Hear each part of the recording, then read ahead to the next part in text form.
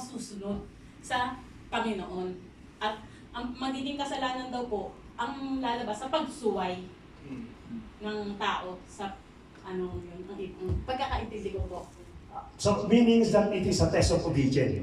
Yun ang pinakala kung bakit nandun daw po yun. Okay, but unfortunately, we know already the result, hindi sila nagtagumpay. Sige, Kuya Hasan. Ang Panginoon po ang naglagay. Hindi, okay na po. Malakas naman po yung boses ko. Hindi, una pa lang po, bago likhain yung tao, nalikha na yan eh. Di ba po, sinabi nga ng Panginoon kay ano, na wag nyo lang gagalawin o kakainin yung nagbibigay ng talino. Kaya niyo po nilagay yun dahil ibinigay na nga ng Panginoon yung karapatan na mamahala ang tao sa mundo. Kasi siya na nga yung siya na nga po yung nagbigay. Kaya doon po pumapasok yung freedom of choice natin. Kaya tayo, mamimili tayo kung tama o mali yung gagawin natin. Kasi po, kaya niya po sinabi yun para maging maging aware ka na ibinigay na nga sa'yo na nagbibigay ng katalikuhan yan. Nasa sa'yo na yan kung anong gagawin mo. Di ba po? Kaya po nilagay yun dahil nga binigyan na ng karapatan ng Panginoon ang tao para mamahala sa buong mundo. Okay lang. Okay, thank you very much. Ay, at halos nag-connect. Ay, meron pa. Sige, Joel. Sige, yeah. Sige. Very short lang po, Pas. There is no true love or true obedience if there is no choice to be taken. Yun lang po, Pas. Okay, medyo brief, concise, but direct. Pero magkakakonekta po. Anyone? Hello? Ay, malakas. Center of attraction. Malakas. Ay, ibig sabihin sa akin lang, sa akin, ang binivisualize po kasi ng puno, yung center of heart natin, yung heart po natin talaga. Yung heart. At ang binivisualize po ng puno na yon ay knowledge in wisdom, pagiging Diyos ni God at pagiging Satan ni Satan. So doon sinusubok ni God kung paano gagamitin ng dalawang tao yung free will nila. Okay, very good. Malakas yata. So, sino po magtatry? Kuya Anthony, you will like to try?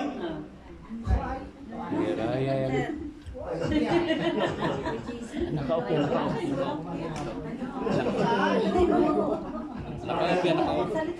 Sino po ang Sige, si Kuya Pedro.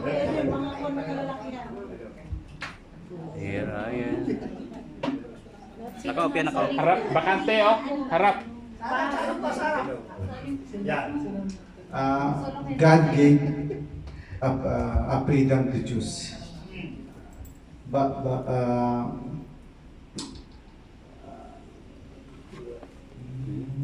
yun lang po, Pastor. Sagot eh. Try ko Hindi naka-off eh.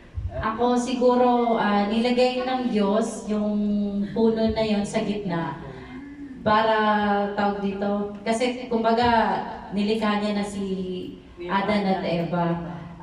Sa pagkakaintindi ko, kaya nilagay ng Diyos yan para mapangyari kung ano man yung dapat mangyari. Okay. Sabi parang it is part of the plan of God. Yes. So wala na po. At sige, Di ba pas si Eva at Adan, nilikha din siya ng Panginoon, which is ang three, nilikha din po. So, di ba, he's in control sa lahat ng bagay dito. Bakit di niya po na-control na kainin nila Eva at Adan yung bunga po ng tree na yun? Hindi na control ng God. Opo, hindi niya na-control lahat. O parang ganun po.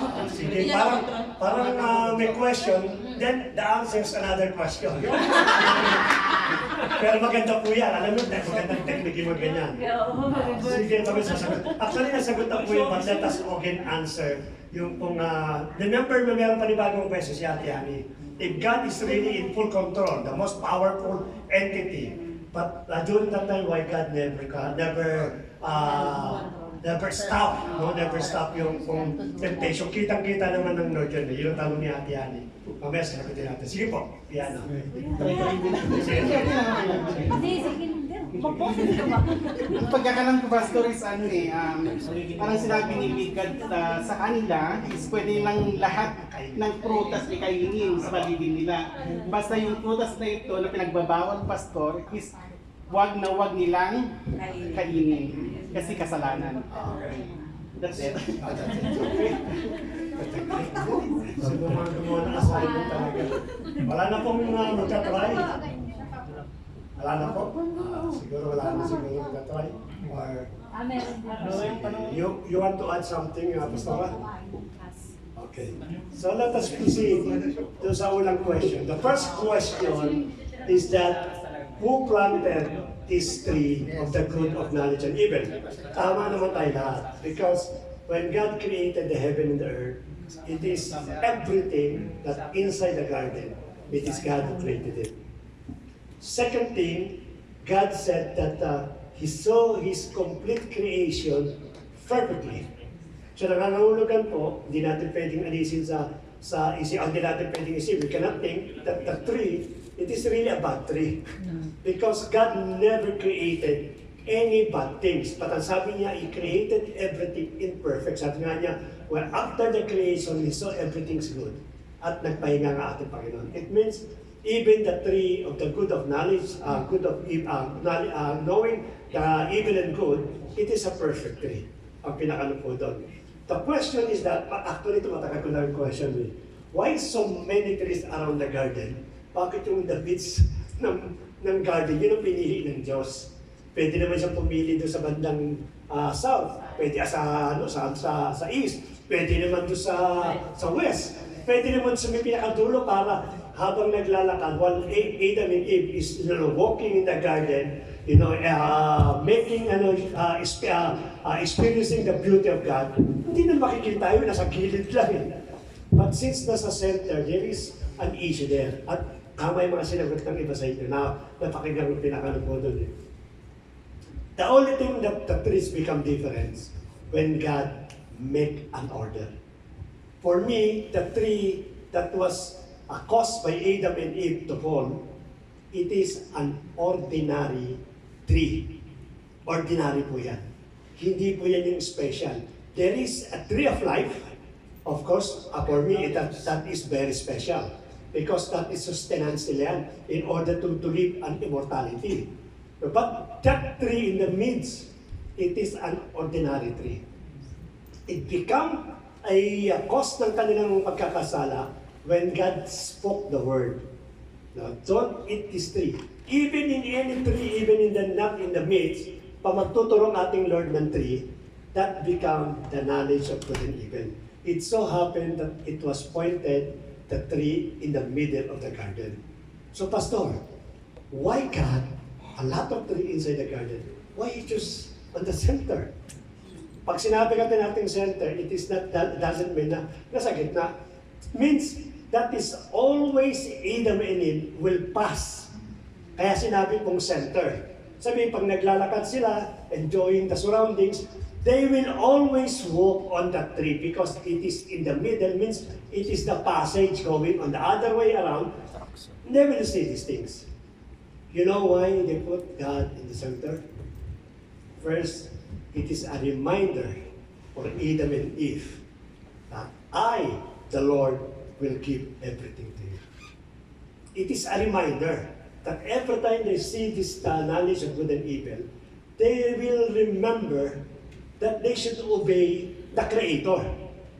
That they can live freely with a free will, but it doesn't mean that you have to do something like disobedience sa ating Panginoon. So the tree, it is as symbolizes of being obedient. Binanggit ka na ni Ate Jody po yun. At binanggit ni Kuya Alfonso. So it is a reminder. Pangalawa, ang tree kasi, it is a way of testing for Adam and Eve. That every time that I pass here, should I eat or no? Should I eat or no? Should I eat or no? Because every time they succeed not eating the tree of knowledge of good and evil, they will become mature every time they pass the test. Yun ang pinaka-purpose po niyan. God wanted them to pass the test. God wanted them to develop a self-will which is under the power of the Lord Jesus Christ, the power of God during that time. Now, in order for us to develop the worship that's not commanded by God, hindi pa pwedeng, I want you to worship right now. Now, in order to develop the individuality and the self-willness ng tao, kinakailangan mag-mature po ito. At ang maturity po, it is through the passing of every trials na dadaan sa kanila. And that is God wanted them to have, to become mature, self-willed, but continually worshiping God. Kaya po sa gitna ang inilagay po ng ating Panginoon. Or else, if they will never pass this kind of test, they will be like immature. Bata po itong tao ito. They will just decide whatever God wanted them to them. Hindi madidevelop po yung kanila pong administration, yung management. Because yun yung ibigay po ng ating po Panginoon. But definitely, the tree does not symbolizes evil. Hindi po siya nag-symbolize po ng evil. But rather, the tree symbolizes po ng pagiging obedient at pagiging tagasunod po ng ating pong kapatid. Ang ating pong unang tao nila, si Eva at si Adan po. Yun po pinaka-purpose po ng tree na yan. But alam na po natin, history tell us that they never pass. And we are also the fruits ng kanila pong pagkakasala. So that's it. Yung pong purpose po ng tree of knowledge of good and evil. So we'll just open now another questions. Sige po, Kuya Arnold. Itanong ko lang po sa Genesis 3:9 po. Bakit nung una po nagkasala yung tao, di ba po si Eva po yung kumain ng fruits po? Bakit po si Adan po yung parang kine-question ng Panginoon na ba't nasaan ka nang di ko kainin to ni Eva? Ayun. Magandang tanong ni Kuya Arnold, ha? Talagang siguro nag-research ito eh. Why Adam, it is be held responsible and accountable doon sa pagkakasala ni Eva. Hindi naman siya yung unang kumain, no? At hindi naman siya yung unang nag-disobey. Si Eva po ang pinakano po doon. Bakit? Si Adan ang hinabol ng ating Panginoon. Kasi si Adan ang hinahanap po niya. Any answer before? Sa dahilan si Adan ang binigyan ng pagpapaalala ni God. So, ibig sabihin, si Adan ang nakakaalam na yung puno na yon ay maaaring makasama sa kanya at makakabuti sa kanya. So, yun. Sabi daw po doon, no? Sino pang pwede magdagdag? Sige. Ito po, literal, no? Sa mag-asawa, lagi namang may kasalanan yung lalaki. Kala ko babae. Magagalit yan eh. Kala ko na naman babae. Nabalay niya yung mistake ng Central. Parang meron kang pinaghuhugutan. Nani naka-video to, di ba? Parang gaganti ka. Bastos ka. Yung po sagot po ni Kuya Sai, agree pa yung mga babae doon? Lagi daw lalaki may mali. No! Makatotoo eh. Walang tumanggi. Sino pa po gusto sumagot? Why Adam become responsible for the sin of Eve? Bakit po? Malipas sa sinabi po ni Kuya Manny. Kasi si Adan po siguro ang sinabihan ng God na hindi pwede po siyang kainin yung apple. Eh, alam niya na po na hindi pwedeng kainin. Bakit hindi niya sinabi kay Eva? Yan, bakit di rin sinabi kay Eva? At yun daw ang pagkakamali ng lalaki. Kasi lalaki kasi hindi siya madaldal eh. Kung binigay kay Eva, nadaldal yung kay Adan. Kaya yung lalaki, tahimik lang po yan. Sige. Hasabi na, hasabi. Siguro pa si Eva kasi yung temptation. Yung temptation, hindi siya magiging sin kung hindi mo papatulan, parang gano'n. Okay lang sa temptation. Ibig sabihin, babaeng temptation? Sige, Angie ko yan kaya. Parang naghahati ng babae lalaki nila. Pagtanggol kami. Kasi pastor, unang nilalang kasi si Adan. Kasi ang babae, inubot lang sa tagyan. So, responsible talaga ni Adan. Sige, dahil sa creation daw, una nila lang ang lalaki. Since sabi ni Kuya Manny, siya daw yung una binigyan ng instruction. Si Kuya ano? Kasi po talagang ang laging sinakausap ng Panginoon ay lalaki. Okay. Kahit naman po sa Biblia, lalaki po talaga pinakausap ng Panginoon. Hindi naman babae. Si Mary.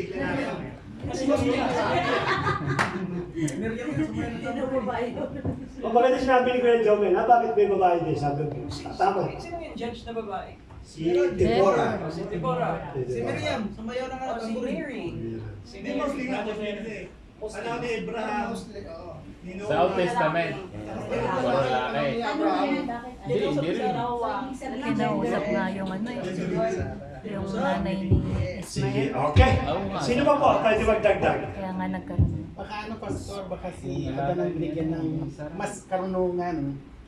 Kasi parang ito na kay Manny instruction. Sa kanya kasi na, siya yung Baka pinakakarunungan. mas bata si, ano, si Eve. Si tinutok po natin po doon. Pastor Ram, you have an answer? Ha? Sige. Ganito po. Ang Lord kasi is working in a system. Hindi po siya pwedeng mag-work na bahala na lang. Kumbaga sa ano, okay, nilikap siya, it's up to you now to run anything, but there is a system that working with the creations. Now, bakit po nagkaroon po ng system? Sino rito nakaka-remember to the life of Joshua and Achan? Ay magkapatid. Hindi po. Hindi, si Ikan yung nagtago ng ano. Yan. When Joshua conquered the Jericho, he's about to conquer another country.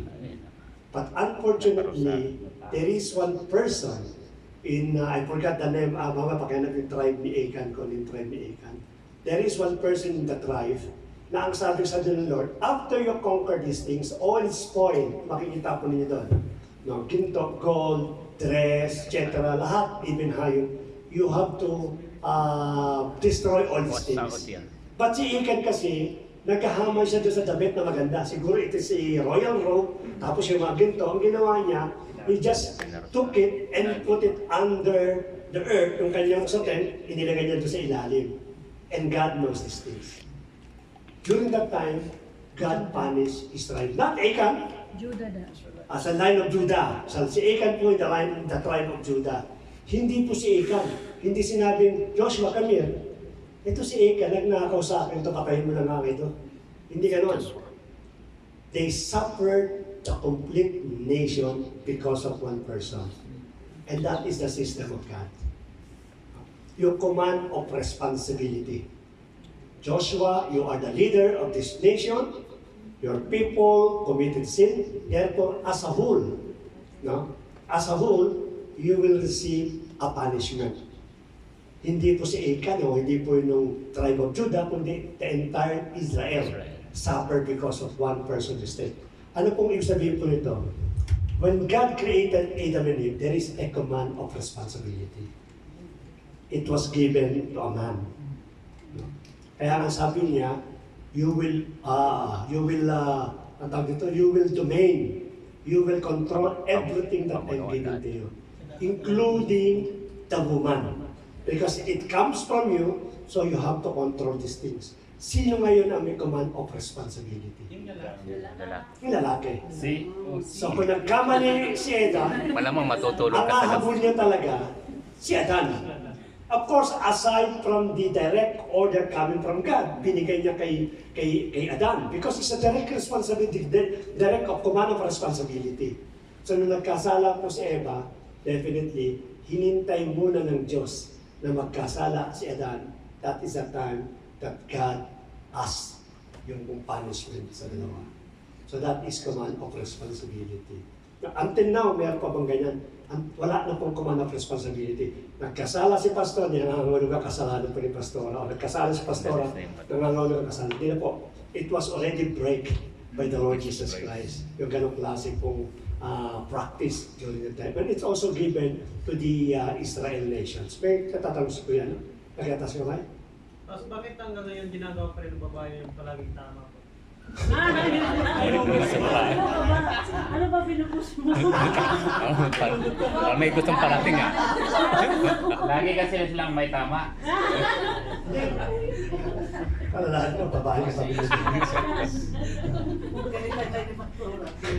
Actually, kasabihin lang po yun na yung mga babae mapilit na tama lagi sila pagkabit.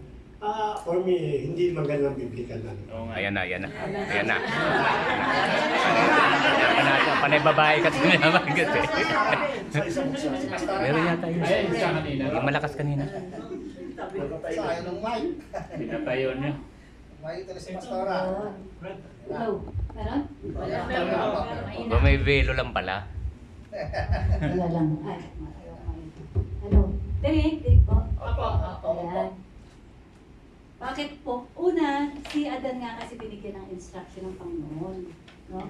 Kaya nung kumain si Adan, hindi naman si Eva, hindi naman nagpakita ang Diyos sa kanya eh. Ba't mo? Nasaan kayo? Hindi. Nung kinain na ni Adan, tsaka pa lang na-consider na kasalanan. Kasi kaya ang temptation, dumaan kay Eva kasi hindi niya alam. Pagkamat na ikukwento, pero hindi yung solid na instruction. Narinig niya lang, hindi sa kanya ibinigay yung instruction. So ngayon, nung tinukso si Eva, ang sabi ng serpent, totoo ba na hindi niyo pwedeng kainin anuman na puno, bunga ng puno dito? Ang sabi ni Eva, hindi naman ganun. Pwede namin kainin lahat, pwera lang yung sa puno ng mabuti at masama. Sabi ganyan, no? So, hindi, sabi niya, alam mo ba, kapag kinain niyo yan, ikaw ay magiging parang Diyos. So, tinwist niya, totoo ba? Diba? Parang pagka-chismisan, totoo ba? Sinabi niya ganyan. Ganun po yung nangyari doon.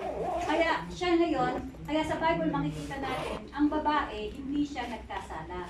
Siya ay nag-deceive, nalin lang. Kasi hindi niya alam yung totoong istorya. Hindi niya alam yung totoong instruction.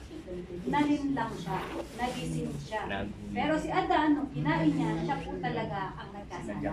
Accountability ay sa kanya dahil siya yung binigyan ng instruction. So sa isang bahay, merong mag-asawa, yung authority po, existing pa rin yan from the Old Testament up to our present time. Sa mag-asawa sa bahay. Sa bahay, ang talagang head ay lalaki. No? Kaya kung palaging tama si babae, may problema si lalaki. Tama po ba? May mali si lalaki. Hindi. Tama po. Bakit mo inaalaw? Oo nga naman. Ba't mo inaalaw? Para may pinatatamaan talaga. Mali pa din.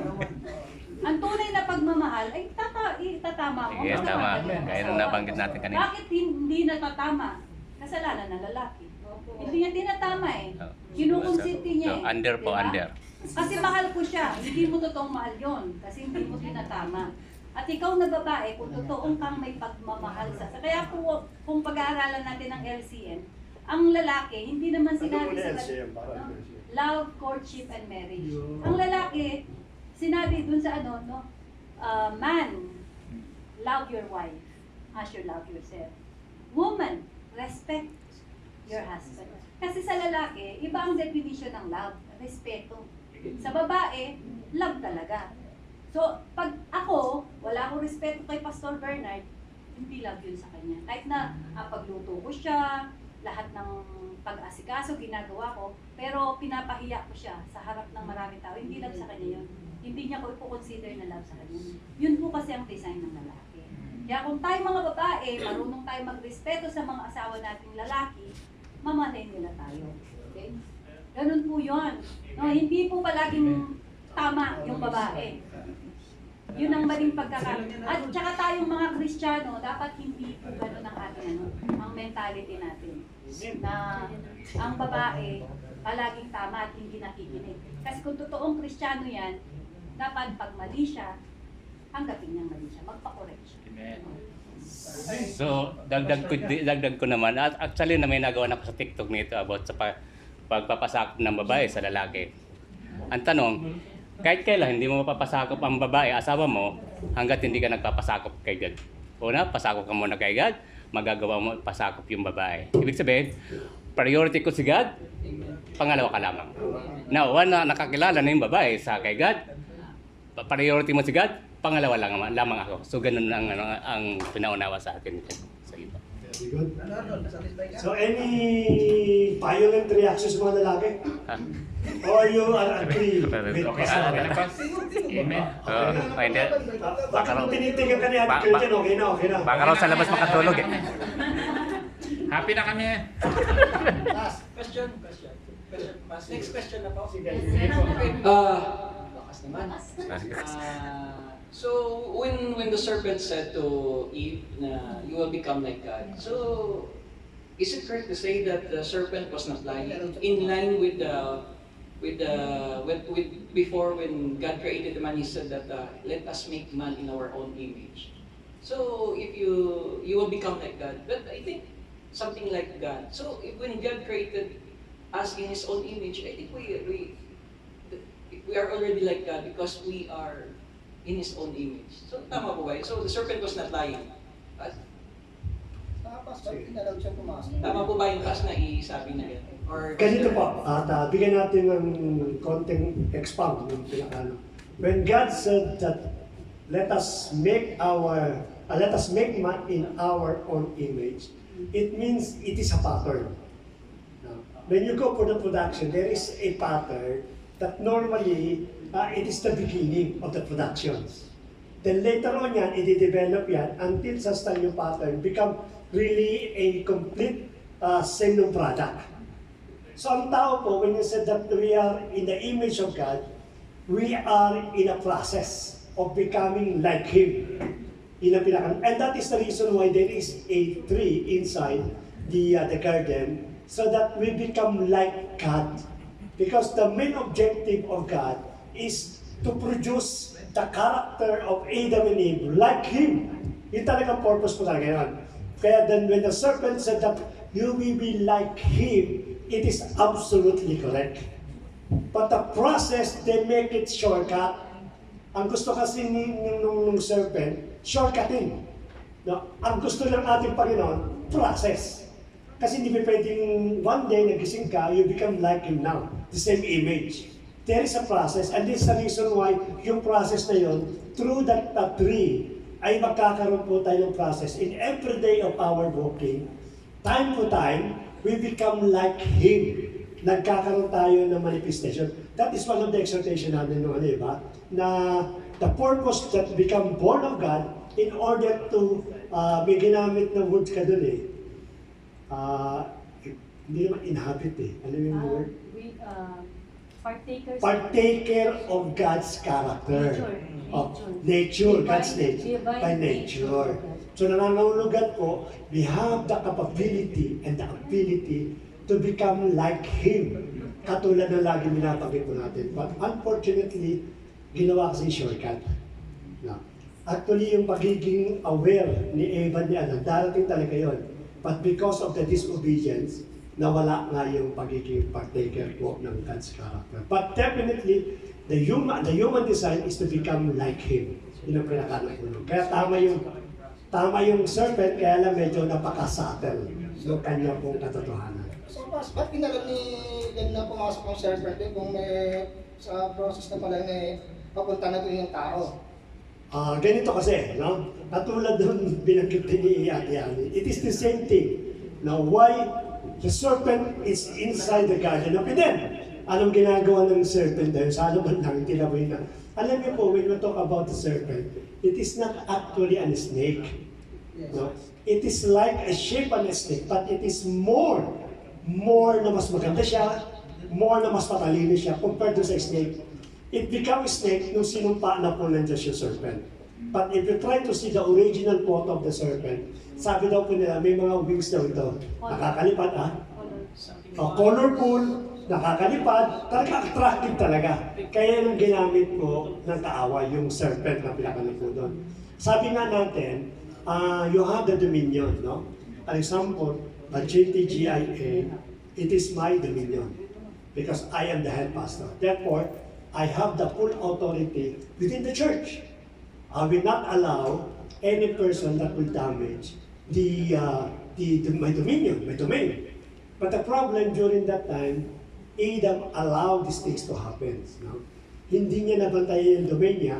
At unfortunately, si Lucifer, he just used the serpent in order to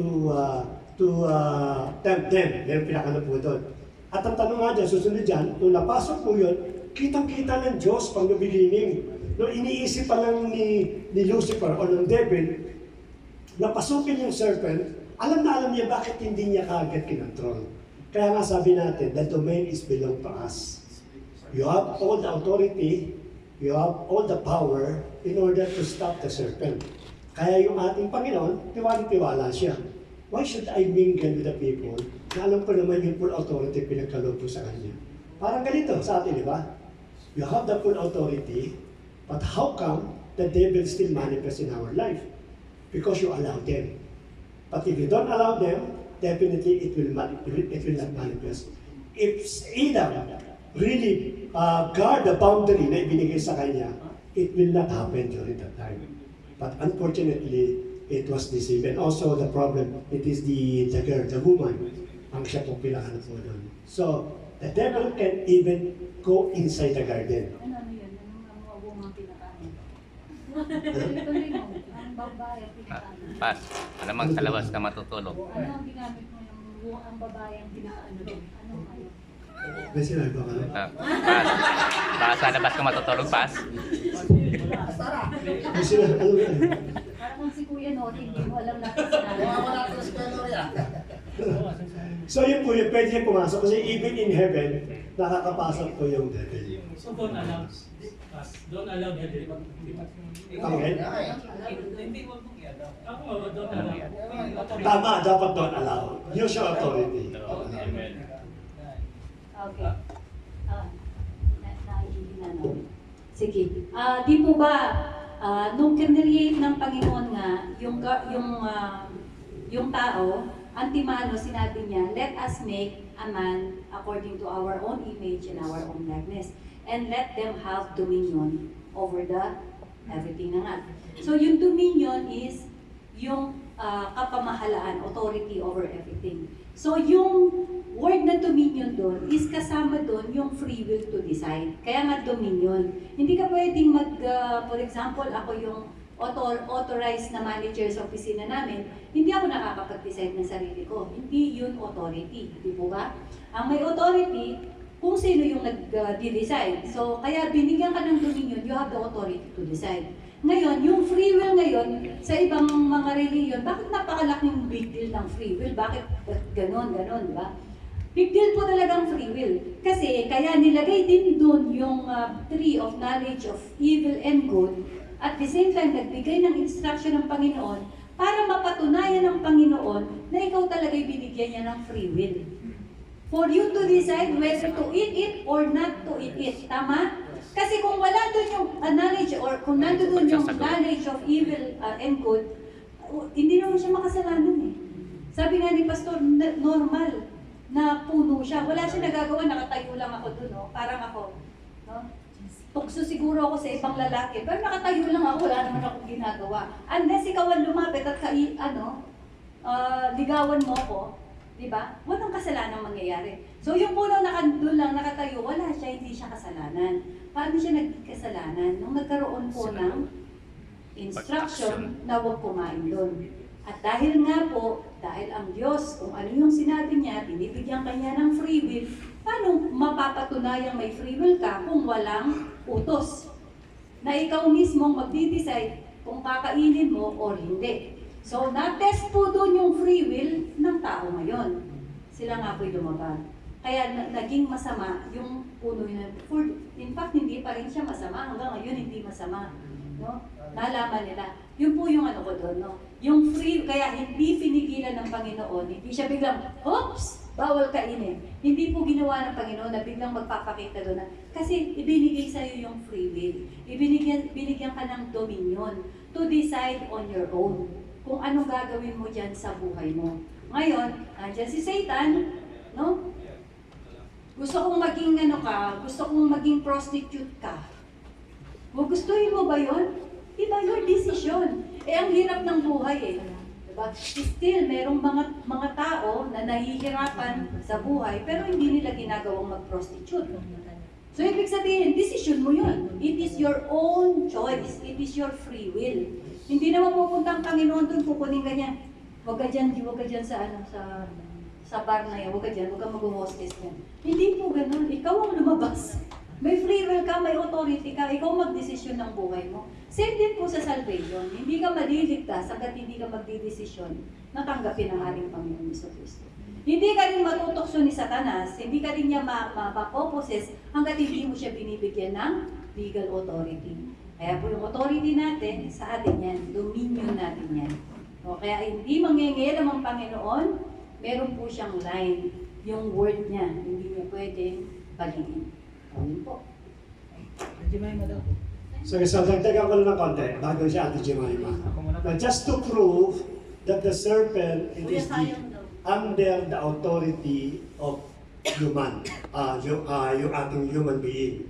Now, let us remember, yung pong serpent na pangalan, sino po nagpangalan dito? May pangalan ng serpent. Sino po nagpangalan sa lahat ng hayop? Si Adam. So nangangahulugan, the serpent is under the authority of human being.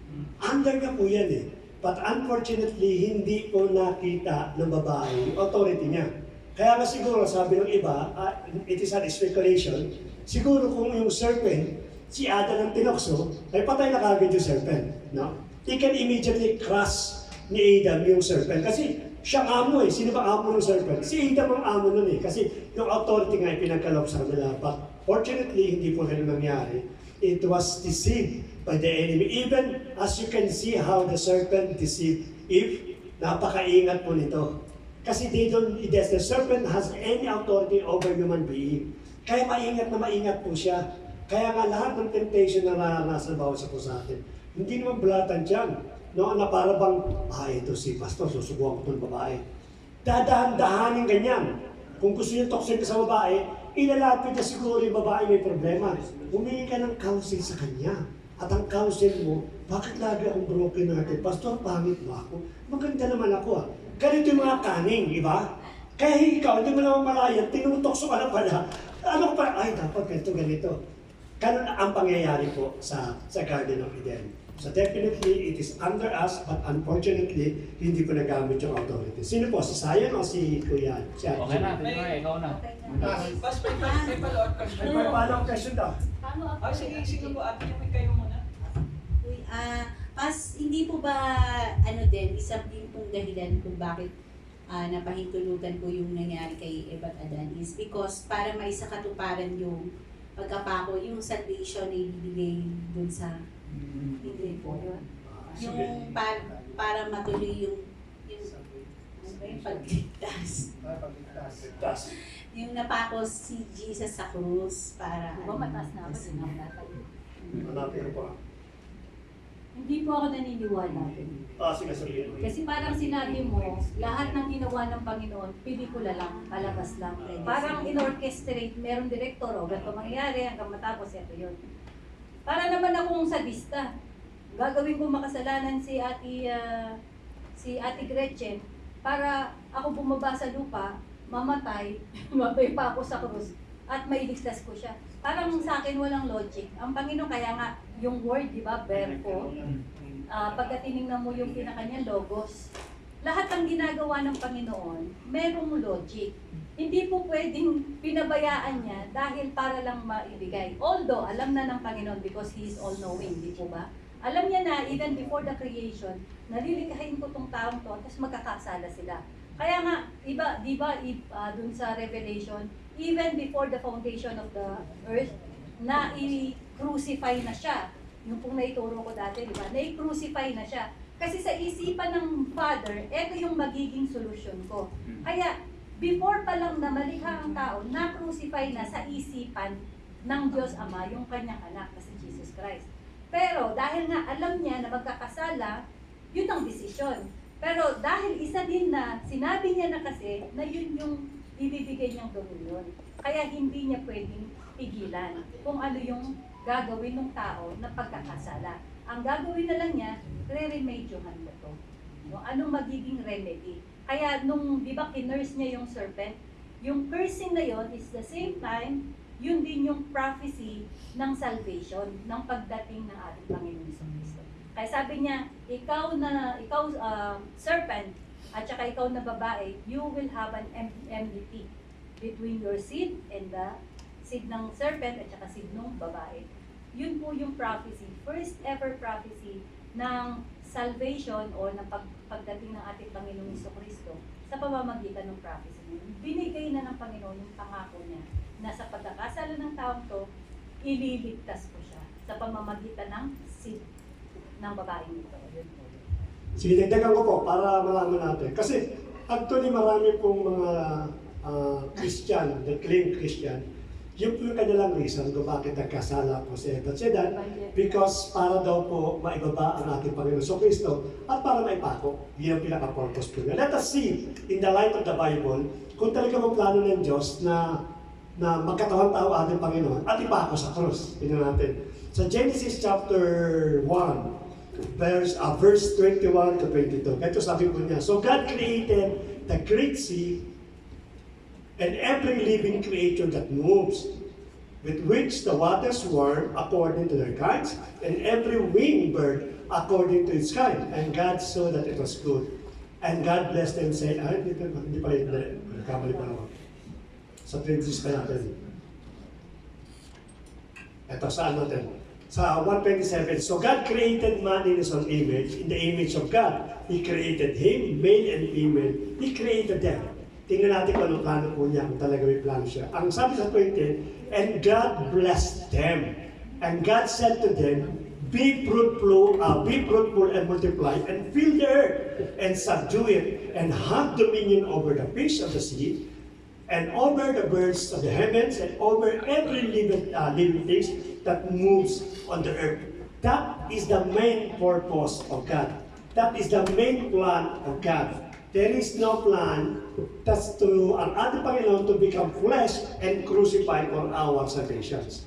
Ang purpose niya, naglikha po ng tao, babae at lalaki, upang magparami at isubdue yung earth. Yun ang pinakano po dyan. So definitely, mali po yung sabihin natin, the reason why they fall, they committed sin, because they wanted na maipako ating po Panginoon. In the first place, it is not part of God. It is not a plan of God na ipako po ating pong Panginoon sa Kristo. So yun po, malinaw po yun. Yes, very good.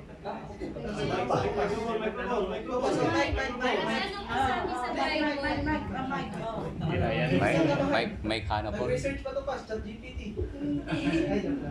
Anong po sinabi sa Biblia tungkol po sa sa kasalanang hindi po mapapatawad? Let us read. So while we're looking for the verse, it is about the blasphemy of the Holy Spirit. Amen. Yun po yung pinaka-unpardonable. Hindi napapatawad po. Yung pong paglapastangan sa banal na Espiritu. Actually, naging question na po ng bawat sa pusahan po niya. But for the sake ni Ate Rosel, we will repeat it, no? Because if you try to compare yung verse na yan sa Gospel, na hindi raw po napapatawad yung kalapastanganan ng sa banal na Espiritu. Pero pag pumunta ka naman doon sa 1 John 1:9, ang lahat daw ng kasalanan ay napapatawad. Ngayon, magtatanong ka, Pastor, ano ba talaga? Mapapatawad o hindi? Sabi dito, hindi mapapatawad. Sabi naman sa 1 John 1:9, lahat ng kasalanan pwedeng patawarin. Ano po ba ang tama? So therefore, there's something deepest truth, meaning, doon sa hindi pinagpapatawad na kasalanan. Marami po kasi paliwanag po yan. Ang unang school of theology o school of thought is that because it is the last representative ng salvation. When we talk about salvation, nasa tatlong stage po yan. Unang-una ang Diyos, yung Diyos Ama. He is the one that planned everything. I need to save my people. Yun ang pinakano po yan. Siya ang pinaka-grand plan po ng salvation. Ang execution po na kanya pong plano, it is the only Son. His Son, the Lord Jesus Christ. Yun ang pinakano po doon. Sapagkat ang ating Panginoon namatay para patawarin tayo sa ating mga kasalanan. At ang pangatlong agent po dyan, yung bumaba yung banal na Espiritu, in order to continually seal and also to prove that you are really a son of God. Siya nagpapatuloy. So merong una yung Ama, yung Anak, at bandang uli yung Holy Spirit, which is the last representation po, o last representative. Ang sabi daw po ng ating Panginoon, pagkasala ka sa Ama, patawarin ka. Magkasala ka sa anak, patatawarin ka. Pero pag nagkasala ka sa banal na espiritu, hindi ka na patatawarin. For me, ang ibig sabihin po nun, kung sa halimbawa na nagkaroon po kayo ng fail to believe in God the Father, na siya pong nagplano ng kaligtasan, therefore you still hope there is a Son who gives life. No? Pero pagdating ng anak, nag-fail ka pa rin na tanggapin siya bilang sarili mo tagapagligtas. Huwag ka mag-alala, there is another representative, which is the Holy Spirit. Siya magkukonvict sa iyo na yung ginawa ng ating Panginoon, it is the salvation. Pero hindi ka naniwala pa sa Holy Spirit. Sino ngayon na paniniwalaan mo na? Wala na. Kaya yun ang paliwanag na wala nang forgivable, yung iyo pong kasalanan. Because there is no another agent will come to convict your heart. Yun po yung una pong paliwanag po doon. No? Ang pangalawa, pakibasa. Ano yung pakibasa? Sige, pakibasa mo. Matthew chapter 12 verse 32. Whoever speaks a word against the Son of Man will be forgiven, but whoever speaks against the Holy Spirit will not be forgiven, either in this age or in the one to come. Yan. So may paliwanag ka?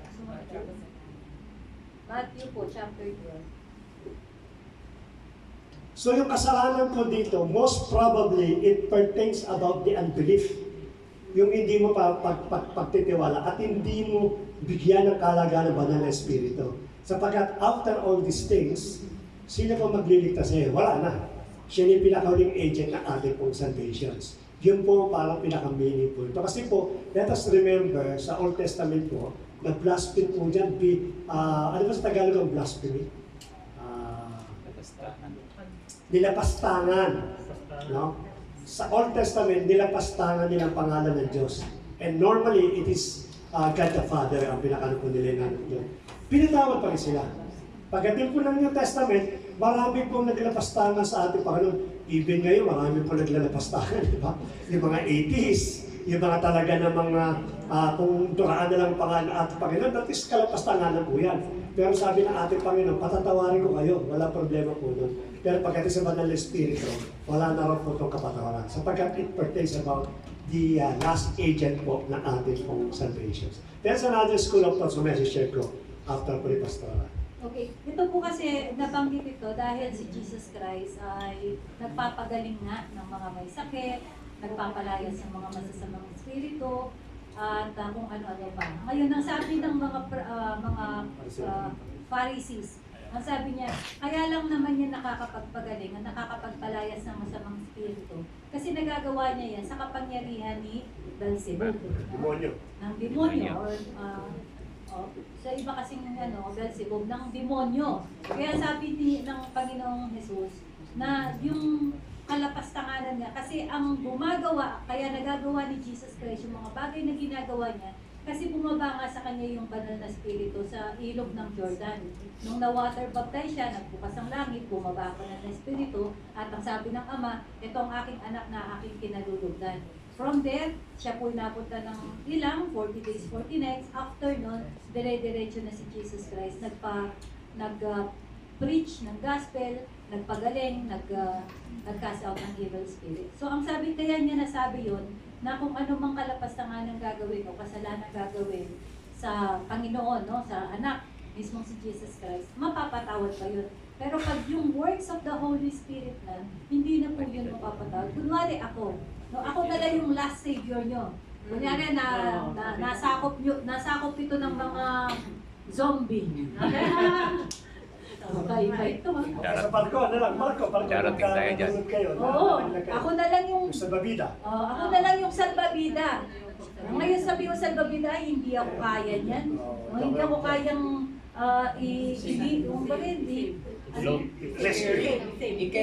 i-float, hindi ako kayang i-float niyan. Walang kwenta yan. O sino pang wala na, yun na lang ang last chance mo eh. Ganon din po sa Holy Spirit. So yun po yun. So, siya follow up. Balik po tayo doon pa sa Genesis. Opo. So we understood that the fall of men, there was a cause, there was a serpent. What about po pas yung kay Lucifer? What was the factor? In fact, he was very close to God. Was there any factor why he was able to think that the sinful desire to be like God? How did it come how did it came to him, this thing? Medyo. Sige. Ano po yun? Medyo theological po yung pinakano po doon. For me, the person can even believe himself na mahigit na niya yung kanyang boss because of the dominion and authority. Hindi lang po yung sabi kasi nila because si Satan daw po is pride. Definitely is pride. But yung pride kasi saan ang galing? Kasi hindi mo pipwedeng yung pride mo nanggaling sa wala. Diba? Bakit ako nagkaroon ng pride? Kasi among sa atin sa Jesus Tagaytayan, ako lang naman nakakapagpaliwanag ng Bible. Ako lang naman marunong. Diba? May pinagagalingan. Pride will come due to yung mga nangyayari. Hindi siya pwedeng one day nagising ka, may pride ka. So definitely, the same with Lucifer, may pinanggalingan yung pride niya. At ang sabi daw po nila, he is a very good angelic being, he is the singer, he is the worship leader, he is the right hand of God, blah blah. Hindi ako hindi ako satisfied doon. Because I'm looking where Satan will feel, or Lucifer will come, manggagaling yung kanya pong kakayanan that he can overthrow God. Again, gagawin tayo sa dominion. No? Kaya nga ang tao po, sabi siya, dominion ang problema. When God gave the people the dominion, then suddenly siguro, nagpag-isip-isip nila, we can live together, we can live alone, we don't need God. Parang ganun dating po nila. Bagamat hindi sinabi sa Bible, ito ay mga klaseng interpretation lang. No? And I believe at masasabi natin, makakapag-research din po kayo. People believe that there is a first earth. Unang mundo. No? Bakit ko po sinabi unang mundo? Kaya scientifically, ang sabi daw po nila, yung mga fossil, yung mga crust ng earth, yung lupa, yung mga bato, it takes a million years. No? Nasa million years na raw po. Then ang big question po dyan, how could a fossil, how could a rock, yung mga pinakano po niyan, mag-age ng million years? Well, in fact, from the beginning of Genesis until this very one, nilika ang tao po, throughout the calendar, we're almost only 10,000 years. 10,000 lang tayo, or 6. Of course, 6,000 plus, hindi natin mapasubali kasi hindi ma-trace back yung kay Adam and Eve. Yun ang pinakan po dyan. So, most probably between 6 years up to 6 years up to 10 years. 60 up to 10 years. 100 years. Oo nga, 60 years up to around 100 years. Yan ang maximum, the least na pinakano po natin. No, but because of the findings that there is an existing million years of crust, so naniniwala sila, before the creation of the Adam and Eve na earth, meron pang naunang earth. Paano po susuportahan po yan? If you read Genesis chapter 1 verse 2, it might give a clearance po dyan. Genesis chapter 1 verse 2. No, ang sabi po doon, the earth was submerged and there is no form. So nangangahulugan po, may nangyari. And that is the first earth. Ito po wala sa Bible. Na sinasabi ko na sa just to give you an insight, paano natin kukonekta ito sa tanong ni Kuya Joel. So Pastor, kung there is a first earth, at ang sabi daw po niya, sabi lang daw po nila, no? Doon daw nabuhay yung mga dinosaurs. Sapagkat wala ka naman makikita dinosaurs sa Old Testament, sa New Testament. Wala ka makikita po doon. Kasi nung ginakot po ni Noah yung mga hayop, wala naman bilanggit doon na Tyrannosaurus, yung mga wala po doon. Oras hindi kakasa sa bangko. Sa lalaki po ng hayop na yan. So definitely nag-extinct na po ito, nawala na. At hindi natin pwede sabihin na, Pastor, hindi naman totoo yan. Kasi may nahuhugay nga po. May mga fossils po. So nangangulugan po, kung pagdudoktorin po natin ito, Genesis 1 and 2, plus yung mga sa science, it will go back to a million years. Yung panahon po na tinatawag po nila na, sino nakapanood dito nung Ice Age? Meron silang tawag doon sa paggulaw ng mundo, ang tawag nila doon? Sino nakapanood po ng Ice Age? Meron silang tinawag na paggulaw ng mundo. Armageddon? Hindi Armageddon eh. Yung pong ice ang siyang sinira po niya, kaya di po yung nagbaksakan yung pinakano. Anyway, mariremember ko siguro yan. Dahil doon. The meltdown, sabi ko gano'n, no? So ang tanong ngayon, Pastor, kung meron pong unang mundo, sino po ngayon ang may dominion? Sino ang namamahala? Sino ngayon ang pinamahalaan ng ating Panginoon? Pwede manghula, sino? Si Lucifer. See? Because siya yung parang pinagkakatiwalaan, yun ang pinakanan po dyan. That is the reason why this dominion and authority came from. No? Bagamat nagkakaroon siya ng access sa langit, siya yung tinatanong ng ating Panginoon. Siya yung laging kausap ng ating Panginoon. Impossible naman nakakausapin mo, what happened in the kingdom? What happened in the kingdom of God? Kasi, bakit kita tatanong sa talang kabisado ko nangyayari? This is my dominion. So, nangyayari po dyan, tinatanong, katulad ng pagtatanong kay Eva at kay Adan, anong nangyari? Napangalan mo na ba yung mga hayop? Alam ng Diyos yun. Pero gusto niya mag-report ng dalawa, napangalan mo ba yung hayop? Itong halaman, napangalan mo ba ito? Kasi tinatanong niya. At maaaring si Lucifer ganun din. Ano nangyari doon sa earth? Panginoon, ito nangyari dyan eh. But because of so much authority, plus of course yung kanya kasing attachment sa mga angels, siguro itong taong ito, yung angel na ito, ang galing naman ito magmamahala, management. Andun na ngayon yung authority, yung pong capability, at dumating ngayon pa, we can overthrow him. Meron tayong authority, meron tayong numbers, we can overthrow God. At yung bumagsak po doon sa book of Isaiah, na binanggit nga po doon. At nangyari nga po is maalis, because limited yung mind ng mga angels, they cannot grasp, they cannot understand what is the authority, the power of God. Hindi po nila naisip po yun.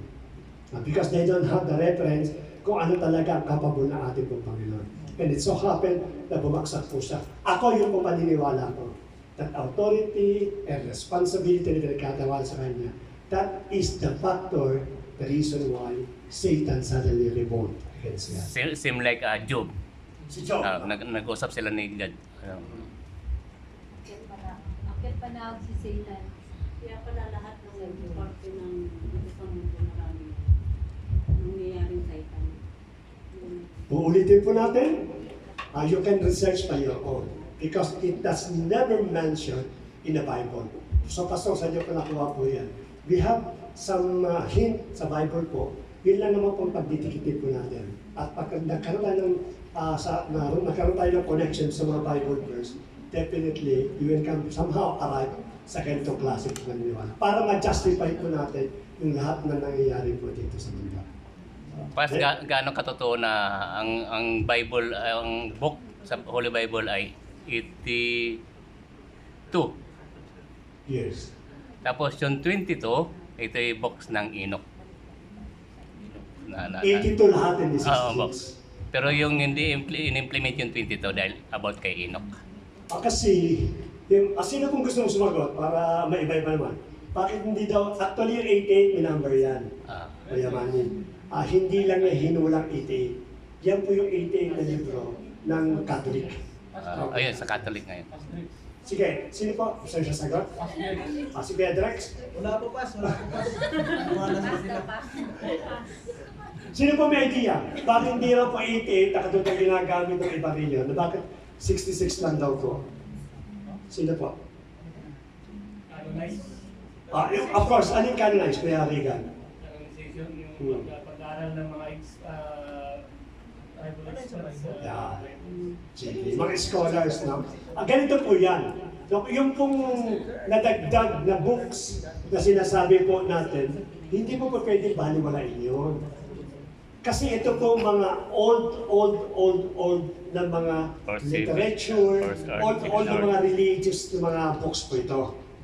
Natagpuan po yan, isinulat po yan long way back, maybe 100 centuries o 100, yung pong 100 AD, panahon pagtapos ng ating Panginoon, may mga historian, may mga nanagsulat po yan. Kaya kung titingnan po natin, may pinanggalingan po yan. So however, in order to compile the book, nagkaroon po nga po ng canonization. Na nagkaroon sila ng convention ng mga mahuhusay sa Hebrew, mahuhusay sa mga Biblia, mahuhusay sa mga Word of God, nagsama-sama po yan. At inaral po nila yung mga konteksto ng bawat libro. Hindi lang po yan binasa nila. Nagbabasa ako sabi ko nga sa aking anak, madali kasi i-canonize yung New Testament. Bakit po madaling canonize yung New Testament? Kasi sa New Testament kasi, may art of writing na. Marunong na magsulat ang tao sa libro. At kung ginawa po yan sa panahon ng ating Panginoon, it is already been recorded. Na-record na po yan. Maaaring naisulat sa isang magandang libro at nagdire-diretso po yan. Ang problema natin yung Old Testament. Kasi sa Old Testament, unang-una sinulat sa bato, sinulat sa mga kahoy, sinulat sa mga papel, yung mga lumang papel. Ginamahirap natin paanin. Oral tradition. Yan, oral tradition. So ano nangyari po, nung kinumpay po yan, tinignan nila mabuti lahat. Ito bang libro ito? Wala ba itong kinalaman dito? So binasa po yan the entire Bible. Binabasa po nila. At tinitingnan nila na wala pong conflict. Kaya wala kayo makikita sa Bible na nagka-conflict. Kasi po, kinanonize mabuti lahat po yan. So however, yung po natitirang books na binanggit ni Kuya Manny, hindi po siya nag-a-align sa iba. Actually, yung 88 books, hindi po kasama po yung Book of Enoch. I think, hindi ko matandaan ko sa Kuya Dave, 3 o 5 yung Book of Enoch. Hindi kasama po din yan. Ang kasama lang po din yung Maccabees, yung ano pa yung Todi, ano pa ibang mga matatanda natin na ano. Meron pang dragon dyan eh. May dragon na sinabi po doon. So yun po ay mga lumang writing po yan, but definitely it is not aligned with the Word of God. Meron pa po yung story po ni Mary. Nagkasawa sila ni Jesus Christ, nagkaroon sila ng anak, which is hindi naman napatunayan sa ibang books po yun. Kaya 66 lang po, ang kinanonize hanggang ngayon po wala na po ibinadagdag. Kompleto po yung ating 66 na books. Sino pa po? At malapit na tayo. Ano po yung masasabi niyo po about sa death penalty policy po? Death penalty. Sino pong gusto sumagot? Ay po pa, may halong politika ito. Sige, sino pong gusto sumagot? Sa Roma. Ang mga death penalty, sige po.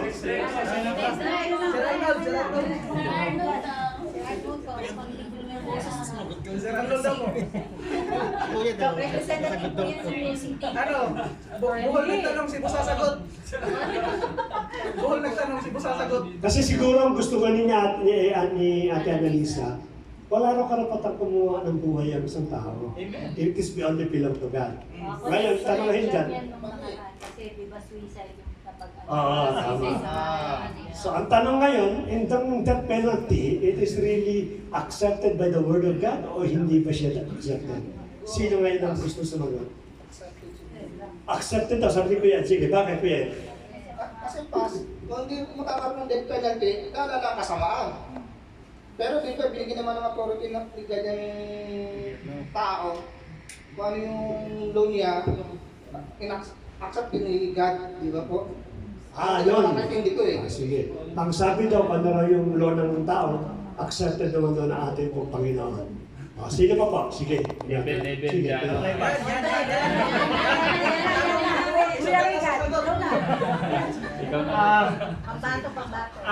Alam ko biblical siya kasi doon sa practice ng Old Testament hanggang sa New Testament, practice na nila stone to death. Ang nagpa-practice ng pangangalunya. So, maaaring doon nakuha ang death penalty kasi doon sa death penalty hindi naman lahat ng kasalanan pinapatawan ng death penalty. May mga kasalanan na pinapatawan lang ng ganung parusa. So, yun naman po pa. So, okay sa death penalty kasi Amen po pa. Sige, Para sa akin, Pastor, is kahit anong lupang ipatupad nila, kung sa tao na gumagawa, wala pa rin silbi, Pastor. So, hindi na nangulugan death penalty, makakapaghindar ng Kahit crime. man nila yung death penalty, kung yung isang tao talaga gagawa talaga masama, wala yung magagawa. At sama, agree ako na kasi corrupt ang tao nga naman. Di ba na-break na yan, Pas? Sige. Ano na na-break? Di ba na-break na yan during may prostitute na dinajudge nila na batuhin? Di ba sabi ni Jesus Christ, kung sino yung walang kasalanan, siya ang unang magbato. Di ba? Na-break na yung yung death penalty. For me siguro, yung hindi siya hindi talaga siya talaga sa law ng tao eh. Which is nakuha na lang talaga ng nakuha na lang talaga sa Old Testament. Kasi na-break na Jesus Christ yan. Sige. So para gumanda ang usapan, ang sinasay ni Kuya Zion, yung sa Gospel. Sa Gospel. Pero pagdating kasi sa Epistles, I think in the book of Acts, no, if I'm not mistaken, doon nangyari kay Stephen eh. Pinato po ito, pinatay. So makita ng pagpato. Nauna muna yung kay Mary na pinatawad, bago sumunod, yung kay Stephen na death penalty. Sige, Pati Jemima. So ano po yung start ng simbahan natin sa death penalty? Death penalty, which is pareho din ng tanong na yun. Sige. Sino pa po, bago kami sumagot? Sino pa? Sino pa yung against and pro death penalty? Sige po, Ate Hani. Ako, against ako kasi hindi naman lahat ng napupunta sa ganung situation is may kasalanan. Minsan nabi-frame up lang. Okay. Kasi yung dahilan niya kung bakit against siya. Frame up. Paano naman daw yung? Paano yung Nakahanap po talaga ng hostage siya. sabihin talagang may crime talaga. Sir, saan naman papasok yung pag-ibig ng Diyos? Kung may death penalty. Parang pinagulo mo ko sa iyo. Wala. Ngayon lang may against ka naman.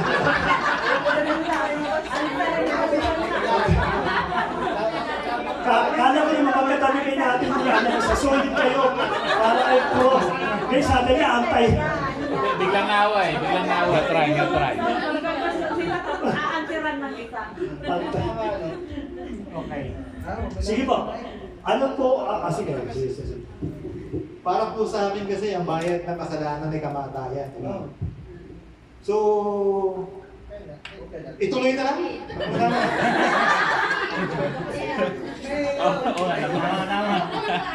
Kasi kung nakain ko lang sige na at atin na. Kasalanan, pinamatawad ng Diyos. Ano ba talaga ka pro atay? Hindi, naawa nga. Bago naisip. Para nawala ng mabiktima pa ulit. Sige. Ganito po, no?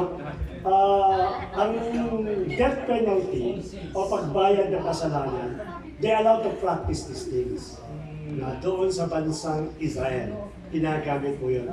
My question is, why God allowed these things na exercise po ng Jew? Bakit po sa palagay niyo? Matitigas ang ulo. Matigas ang ulo? Ano ba?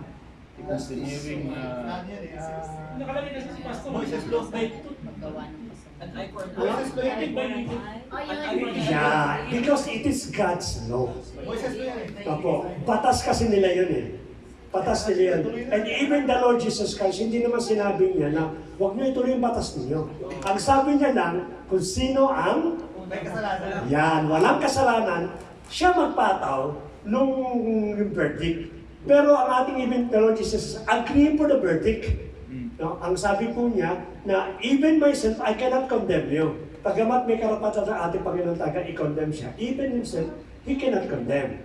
No, but the real reason kung bakit meron pong death penalty o meron pong pinapatay sa Israel o sa Jew, because that is their law. Kumbaga sa constitutional law po nila yan. Wala sila magagawa po that's coming from God. So alimbawa po, isang bansa po, meron siyang constitutional law about death penalty. God is respecting these things. Batas kasi ng bansa yun. Yan ang pinakano po doon. Kumbaga sa ang ating Panginoon, silent sa ganitong klase ng bagay. Bakit po? Bakit siya naging silent? Sapagkat hindi niya naman niya inutos doon sa congregation ng church. No? Wala kayong makikita po sa church na tinayo ng ating mga kapatid na sinabi niyang pagka po madaldal, chismosa, putulan niyo po ng dila. No? Pagka po madalas pangupit sa simbahan ng pera, putulan yung kamay. Wala pong ganun sinabi. Even Paul, it is the one who really make all the doctrinal belief ng mga iglesia po. Wala po siyang ganun utos. And then why the other country is practicing this thing? Because that is their law. Lang po yan, batas ng kanila pong bansa. So, nire-respeto po yun. Yun ang pinakano po doon. Kung sa atin wala pong death penalty, then God also respected na yung pong supposed to be napapatay, nanangalo niya, hindi pinapatay, kinagalang po ng Diyos po yan. Kung sa ibang bansa, papatayin po siya, then ginagalang po ng ating pong Panginoon. Ano po stand ng born again sa death penalty? Personal na, sabihin outside the Bible, na pinakano po ito. For me, I against the death penalty. Against. Why? Because as I said, this already been teaching by the apostles. Sila kasi nagturo nito. Wala kang makikita sa Bible na kung saan may mga talaga namang karimari-harim dyan, yung kasalanan talaga, na sinabi ni Pablo, yan batuhin yan, o kaya ipako sa krus ang pinakanuputan. Wala pong binanggit na ganun pong bagay. So, silent po doon. But I'm not saying na hindi po pakatao ang death penalty. As I said, we should respect, katulad po dito, may death penalty po dito. We should respect their own constitutional laws. Yun ang pinakano po natin. Okay. But for my personal opinion, I am not pro sa death penalty po. So, kunyari po, existing ang death penalty. Tapos ako yung naka-assign na mag-switch on and off. may question yan. Electric chair. Ako po ba'y mapupunta sa langit o? Kailangan pa ibang question yan. Twist. Kristiyano ako, yun ang trabaho ko eh. Yan nga eh. Ayun na nga yung sabi, Pastor. Ako nagsuswitch at saka nag-ano. Ligtas ba ako, ano? Yun na nga po kanina nasabi po ni ni Pastor na yung logo nila sa like yung isang bansa po is law nila yon. So kung sino yung walang kasalanan siya magpapataw doon sa nagkasala. So wala kang kasalanan, Pastor. Kasi ikaw lang naman, tinatrabaho mo lang yung trabaho mo. Trabaho lang. Pero ang sinasabi doon na walang kasalanan, kasi talagang walang bahid kasalanan. Kaya si Jesus Christ, hindi lang kahit bagamat siya walang bahid kasalanan, pinili niyang hindi bumato. Ang merong karapatan lang talaga ng bumato, yung walang bahid kasalanan. Sino ba sa atin ang walang bahid kasalanan? So, ibig sabihin, kapag sinwitch on ko yun, meron akong bahid kasalanan. Kasi na-switch mo na eh. Paano ba yan? Ano ako? Guilty ba ako? Hindi pa rin tayo sumunod pa May comment ko ako sa sinabi ni Kuya. Okay, sabi mo po kasi inutusan ka lang. Tama, i-correct niyo po ako, Pastor, tama doon, yung i-comment ko doon. Remember, one day when we face God, pwede ba nating sabihin sa Panginoon dahil inutusan niya ako kaya ginagawa ko to? Or you are solely responsible for the very things that you did? Yan lang po. Magkaiba siya. Magkaiba sila. Tagalog mo to. Sige po, darating pong araw na haharap tayo sa Panginoon. Okay po? Darating ang araw na harap tayo sa Panginoon. Pwede ba nating sabihin sa harap ng Panginoon na ginawa ko itong bagay na ito kasi inutusan ako ng hari, ng mas powerful sa akin, ng may mas authority. Pwede ba nating irason yan sa Panginoon? Or tayo mismo yung responsible sa mga bagay na nagawa natin habang nasa mundo pa tayo? Yun lang nga po.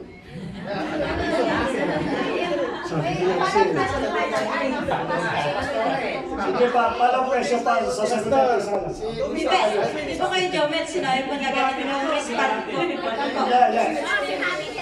kung responsible ka na haharap ka sa Panginoon dahil sabi mo trabaho mo yun or ano, gano'n. Paano naman po yung mga abogado na nagtatanggol sa may mga kasalanan?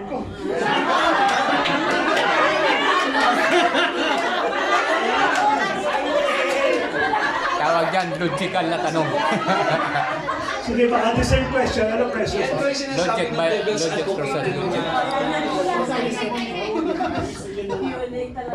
But then lalahanin natin is nandito tayo ngayon sa itong country or like one country, so ginagawa lang natin yung responsibilities natin by the command na nakakataas sa atin. So hindi tayo pwede So yung sagot ko po doon, for me personally, there is no law above God's law. Yes. If the law here is against the law of God, then don't follow it.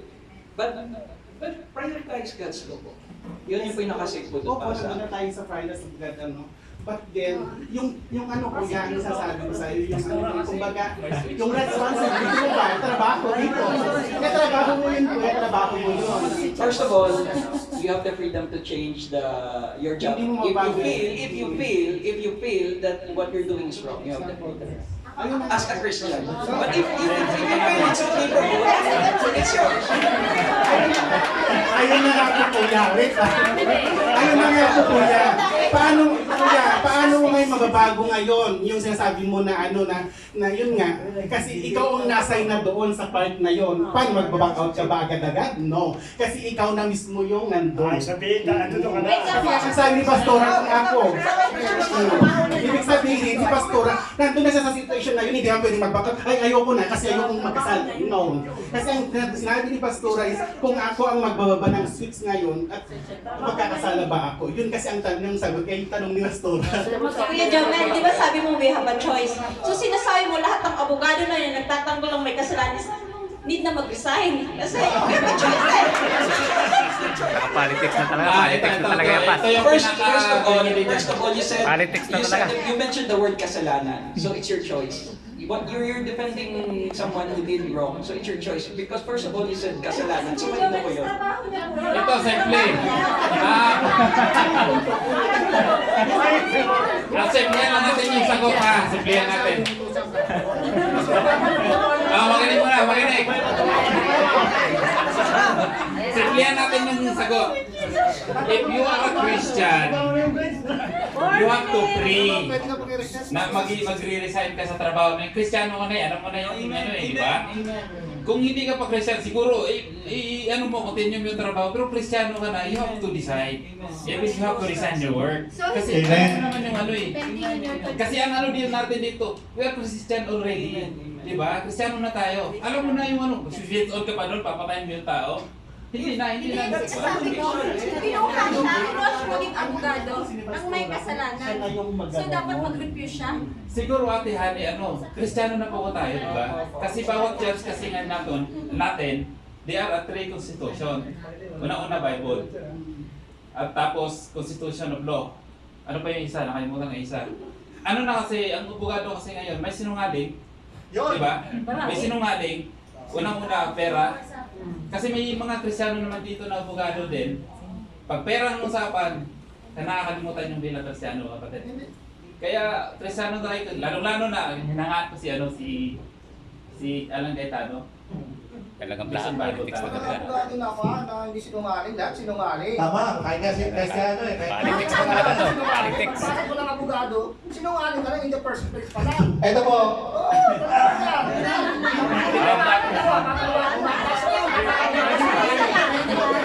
Time na. Ako mo, hindi to siya, I think, I believe Pas na hindi to debate yung ano natin na ano lang siya.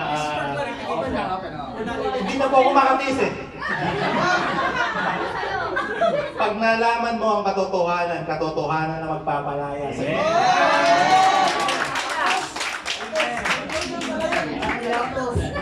Diyan po kasi papasok yung sinasadyang kasalanan natin, hindi sinasadyang. Alam mo na yung magiging kapasuran, ginawa mo pa rin. So ganun po. At ang sinasabing ang batas na naayon kay God at na naayon sa tao, may mensahe si God na kailangan nyo sundin ang mga batas na kinakapalooban yung bansa. Dahil walang gobyerno na hindi nanggaling kay God. So yan lang po. Paano ba yan? 2 minutes na lang. Tutuloy natin next Friday. Meron pa akong tanong. Meron pa ako. Tanong ko lang to. Pastor, hindi pa ka nasasagot. Sige. Pastor Nerd pa ka. Kasi masyadong ginulo eh. Magulo talaga politics, Pas. Magulo. Unang-una, sabi ni Kuya Mark is that it is their own duties po yun. Base doon sa bansa na kanya pong kinalagyan. Okay, at meron tama naman yung puntos ni Ate Yani. May mga abogado talaga na hindi mo pwedeng tanggihan yung kriminal. Alam mo lang talagang clearly criminal, since abogado ko, kinuha ko, I have to protect and portray na ito hindi criminal ito. So, in order po to cover to criminal, ano gagawin ko? Depende. Magsisinungaling ako. Kaya talaga eh. Diba? Ito talagang yung ano ko yan. Kasi yun ang contention eh. Kaya ako magsisinungaling because it requires my job. Ayaw ko ba i-guilty? Kasi halos pareho lang eh. Ngayon kay Kuya Joman naman, sabi niya, harap daw tayo in order na ipagsusulit natin yung ating pagkakasama. Let me read this verse para po mas malinaw sa mga sa akin. Romans chapter 2 verse 14 to 15. Sabi niya, for when Gentiles, yung mga hintil daw po, na naging Kristiyano, who do not have the law, they don't have the law. By the nature do what the law requires. Kung ano daw yung nature, yung nakalaki nila. Yung ano rin yung conscience nila na, mali ito eh, hindi ko dapat gawin ito. Wala silang law. Hindi nila alam kung anong tama at mali base sa Hudyo, sapagkat sila yung mga Gentiles. Pero meron silang conscience na kasabi, nakalaki namin, yung parang pangungupit at pagmumura, mali pala yan. Hindi ko dapat pinapractice. Pagkamat nando sa batas ng Israel, pero dahil hindi nila, pero practice na nila, alam nilang mali ito, sabi po niyan. They are a law to themselves. Sila daw po ang siyang sumusunod sa mga batas na ito. Even though they do not have the law. Sabi po doon, they show that the word of the law is written on their hearts, while the conscience also bear witness, ito conscience rin, bear witness and their conflicting thoughts accuse or even excuse them. Sabihin, wala naman ako alam doon sa batas na sinasabi na pagka ikaw ay nagkasala at hindi mo pwedeng patayin, din ako taga-ganyan, hindi ko naman alam yan. Pero ang pagkakalam ko is that trabaho ko ito. Meron akong duties and responsibilities na dapat gawin. Di ba? Ngayon, pag ginawa ko yan, pagharap sa ating Panginoon, for me, when you're facing God or the Lord Jesus Christ, you will be accountable for all those sins that you committed. Ngayon, kung halimbawa, nagtas ako ng hindi ko naman alam na bawal palang patayin, trabaho ko yun. Ano yung i-held responsible ng Diyos sa buhay ko? Wala siyang makikita kasi nga it is dictated by the law. Hindi naman ako under ng ano yun nautos lang yun dahil nga may batas dito. Ang pinakano po doon. So nangangahulugan po, that's very clear, ang pinakapan ano po natin to, it is your conscience. Halimbawa po, hindi mo nga alam yung law. Nagbababat, nagtataas ka ng pinapatay mo. Dumating sa puntong, parang mali ito. Parang something na sinasabi ng aking conscience na mali na patayin ko yung buhay ng taong ito. So what is your next step? Mag-resign ka. Kasi kinakalang respetohin mo yung sinasabi na ng konsensya mo. If your conscience is telling you na yung ginagawa mo is against the law of God, at patuloy-patuloy mo yung ginagawa, kakuto ginagawa, it is not a clear conscience anymore. Because of the money. Pag pumasok na yung pera sa ginagawa mo, ayaw mo pakinggan yung konsensya mo, then therefore, you are committing a sins. Sins, pastor, saan? Sins against your conscience. Yan ang pinakapasyan ko. We can do something about this. Parang katulad lang po yan ng pagkain. No? Kumakain ka ng mga bagay na pinagbabawal, pag sabi ng ating Panginoon, pinaglinis na, wala akong pakialam sa inyo. Kasi sabi ng ating Panginoon, kakainin ko, kahit anong kakainin ko. Ma-open kayo ng mga open, wala akong pakialam, basta ako nabubusog ako. Wrong. Pag na-open yung kapwa, yung kapatiran, dahil sa ginagawa mo, then therefore you are accountable doon sa kanila pong pagkakasala. Diba? Pag akat mo ng langit, kumain ka ng kumain, hindi mo kinonsider yung mga kapatid mo na na-open na sa'yo, therefore you are liable against the sin. So meron tayong conscience, na meron tayong gabay sa bawat sa atin. Bagang mahal hindi natin kabisado ng Bible. Kasi minsan kasi hindi natin nababasa the entire Bible. Hindi mo naman kung ito mali o tama. But definitely there is an inbuilt, binigay ng Lord yan eh. Na siya yung parang, kasabi ko sa conscience, parang kalembang yan. Diba? Noong una pa lang, nung lumalaki po kayo, at hindi nyo pa alam yung mga bagay na ginagawa po nyo, yung kala nyo nung araw na pagnanakaw ng isda sa kapitbahay nyo, kasi ginawa namin yan eh. Mga bata, ninanakaw namin yung isda, kala namin okay lang, laruan eh. Diba? Pero nung lumalaki kami, pag nanakaw pala yun. So kung ginawa ko ulit, then therefore, you are accountable anymore. Pero nung ginagawa mo dati, hindi ka accountable kasi hindi mo alam eh. It will dictate about your conscience. Ngayon, kung ginawa na po natin, because your conscience keep on bombarding, hindi na pwede yan, hindi na pwede yan. Therefore, you are already committing a sin. Dapat po iwasan na po natin ganito bagay. Clear? Balik ulit sa politics. Kaya sabi ko kay Pau Pau, pag nag-lawyer ka na, pagka lumapit sa'yo, kriminal, alam mo may kasalanan, huwag mo nang tanggapin. Huwag mo tatanggapin. Sa out nila yan. Huwag mo tatanggapin. Huwag ka na mag-lawyer. Hindi, pas, bigyan ko lang din ng kunting linaw yung sa lawyer. Kasi nag-mekaniko man din ako, kaya... Malapit ah.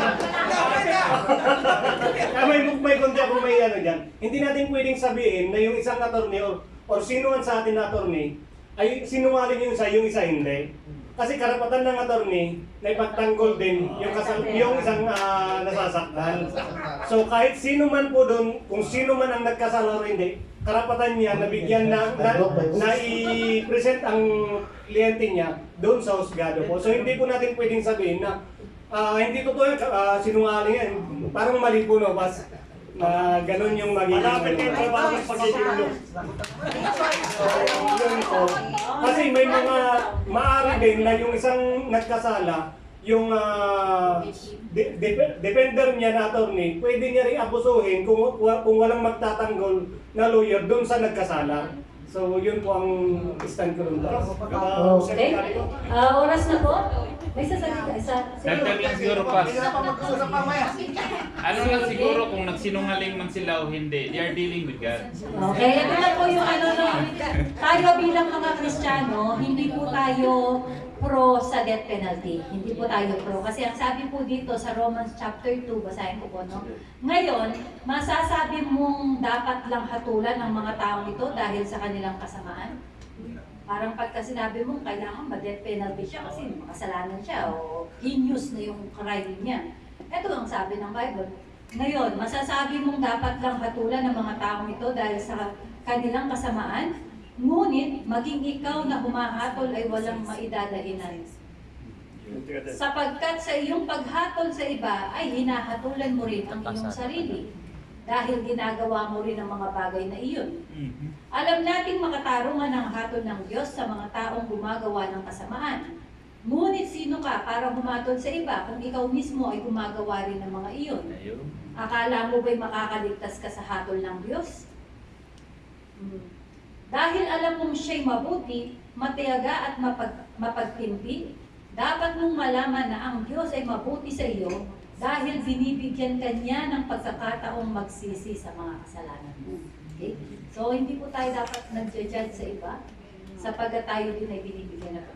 Ngunit, merong ngunit, no? Dahil matigas ang ulo mo at ayaw mong magsisi at tumalikod sa iyong mga kasalanan, pinabibigat mo ang parusa ng Diyos sa iyo sa araw na ihahayag niya ang kanyang puot at makatarungang paghatol. Sapagkat ibibigay ng Diyos sa bawat isa ang nararapat ayon sa kanyang mga gawa. Bibigyan niya ng buhay na walang hanggan ang mga taong nagpapatuloy sa paggawa ng mabuti, na ang hangad ay makamtan ng karangalan, kalwalhatian at buhay na walang hanggan. Ngunit sa iba naman na walang ibang iniisip kundi ang sarili, at ayaw sumunod sa katotohanan, kundi sa kasamaan, ibubuhos sa kanya ng Diyos ang kanyang matinding galit. So, nasa Diyos po ang final judgment. No?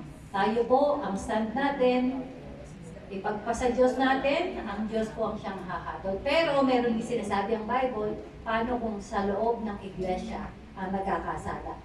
Meron po ba tayong karapatang maghuhusga? Pag nasa loob na ng iglesia, yung mga nasa labas, wala po tayong karapatang husgahan yun kasi hindi pa nila nakikilala ang Diyos. Pero tayong nakakakilala sa Diyos, meron po tayong karapatang husgahan sila kasi alam na nila. Okay po? Tayo po'y brother's keeper. So, hindi po tayo pro dun sa death penalty. Sige, sa susunod na lang po, may tanong pa ako. Ano? Hallelujah. Father God in heaven, hallelujah, hallelujah. Truly, Panginoon, nakakatuwa po, Panginoon, na patuloy naming siyasatin ang iyong mga salita sa pamamagitan nito, Panginoon, na i-stir up yung aming pananampalataya, nagkakaroon ng kaliwanagan yung mga bagay na matagal na namin gustong itanong, mga question sa buhay namin sa pananampalataya, at yung mga bagay na ginagawa pala namin, Panginoon, sa dati naming relihiyon na hanggang ngayon ay dala-dala namin. Ngayon, Panginoon, maliliwanagan kami na hindi na dapat namin tinatangkilik ang mga bagay nito. Maraming salamat, Panginoon, sa buhay ng aming pastor na ginagamit mo upang magbigay ng kaliwanagan ng mga tanong, Panginoon. Gayon din ang iyong dakilang salita. Maraming salamat, Banal na Espiritu, sa pagpapaalala mo sa mga nabasa namin at siyang nahahanap namin, Panginoon, upang isagot sa bawat kapatiran. Indeed, O Lord, this is the dispensation of the Holy Spirit. And Lord, we don't want to blaspheme the Holy Spirit because no one else will come to save us. Lord, we want to be subject under the Holy Spirit, the power of the Holy Spirit. And may it continually guide us, teach us, lead us, and give us the revelation of the truth of your word, O Lord God, sapagkat ang katotohanan ang siyang magpapalaya sa bawat isa sa amin. That everyone, Panginoon, may have this kind of character, the zeal to seek the truth, the zeal to persevere in the truth, and the passion, Panginoon, to act upon the truth, O Lord God. Lord, maraming salamat. Bless each and every one of us as we depart this place, Panginoon, that your protection be upon us, at hayaan mo yung joy na nakuha namin sa araw na ito, yung joy, kapayapaan, kagalakan, yung freedom, Panginoon, yung kalayaan na pinagkaloob mo sa araw na ito sa bawat isa sa amin, ay ang kinin namin, Panginoon, hanggang sa araw ng iyong pagdating. Hanggang sa susunod na Friday, Panginoon, bigyan mo kami ng pusong excited na muli, Panginoon, makasamba, makadalo, hanggang sa next question and answer portion po namin. Hindi doon sa iyo namin binabalik ang lahat ng papuri, pasasalamat at pagdakila. Ito po ang aming panalangin sa matamis at makapangyarihang pangalan ng aming Panginoon Jesucristo. Ang lahat ay magsabi na. Thank you. Paliwanag. Thank you, Rocky. Engineer. Mga abogado dyan. Mga tanong kami.